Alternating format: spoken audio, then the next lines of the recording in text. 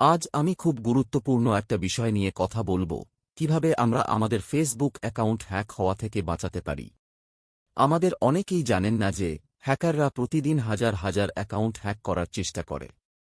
Facebook শুধু ছবি বা পোস্ট করার জায়গা নয়, এখানে আছে আমাদের ব্যক্তিগত তথ্য, ছবি, চ্যাট, এমনকি ব্যাংক বা অন্যান্য তথ্য জড়িয়ে যেতে পারে। প্রথমেই আসি পাসওয়ার্ডের কথায়।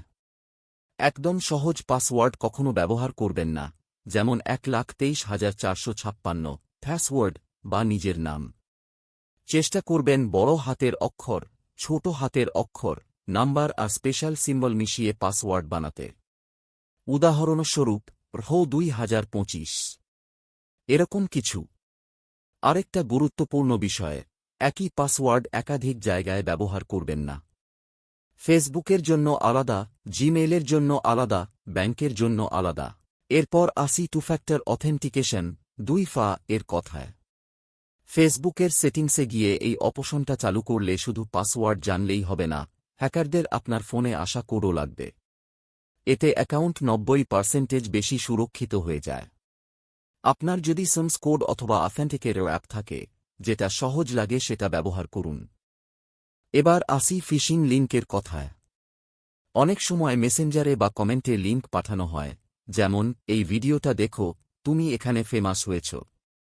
এগুলাতে ক্লিক করলে নকল ফেসবুক লগইন পেজ খুলে যায়। সেখানে যদি আপনি নিজের ইমেল পাসওয়ার্ড দেন, সঙ্গে সঙ্গে সেটা হ্যাকারদের কাছে চলে যাবে। তাই যেকোনো লিঙ্কে ক্লিক করার আগে ভালোভাবে দেখুন। অফিসিয়াল ফেসবুক লিঙ্ক সবসময় শুরু হবে ফেসবুক খান দিয়ে। এরপর বলব লগইন অ্যালার্টের কথা। ফেসবুকের সেটিংসে গিয়ে লগইন অ্যালার্টস চালু রাখলে কেউ নতুন ডিভাইস থেকে লগইন করলে সাথে সাথে আপনার ফোন বা ইমেইলে নোটিফিকেশন আসবে। নিয়মিত ওয়ার লগইন অপশনে গিয়ে দেখুন আপনার অ্যাকাউন্ট কোথায় কোথায় লগইন করা আছে।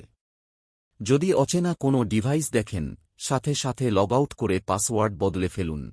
আরেকটা ব্যাপার হল পাবলিক ওয়াইফাই, ক্যাফে, স্টেশন বা অচেনা ওয়াইফাই ব্যবহার করে ফেসবুকে লগইন করবেন না।